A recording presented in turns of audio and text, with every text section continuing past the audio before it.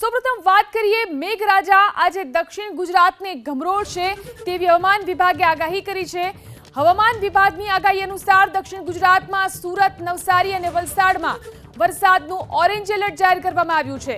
તો સંઘ પ્રદેશ દમણ અને દાદરા નગર હવેલીમાં પણ છૂટાછવાયા વિસ્તારોમાં ભારેથી અતિભારે વરસાદની શક્યતા વ્યક્ત કરવામાં આવી છે।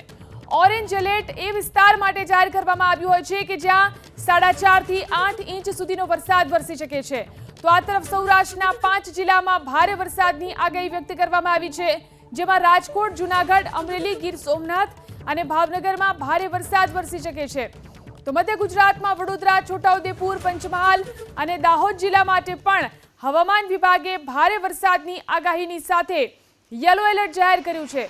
યલો એલર્ટ એ વિસ્તારમાં જાહેર કરવામાં આવતું હોય છે કે જ્યાં 2.5 થી 4.5 ઇંચ સુધીનો વરસાદ વરસી શકે છે। રાજ્યમાં અત્યાર સુધીમાં સિઝનનો વરસેલા વરસાદની જો વાત કરીએ, અત્યાર સુધીમાં 54.88% વરસાદ થઈ ચૂક્યો છે। સૌથી વધુ કચ્છ ઝોનમાં સિઝનનો અત્યાર સુધીનો 75.67% વરસાદ થઈ ચૂક્યો છે, જ્યારે સૌરાષ્ટ્રમાં અત્યાર સુધીનો સિઝનનો 73.66% વરસાદ થયો। દક્ષિણ ગુજરાતમાં ચોમાસાની સિઝનનો અત્યાર સુધીનો 66.49% અને મધ્ય ગુજરાતમાં સિઝનનો 34.37% વરસાદ થઈ ચૂક્યો છે।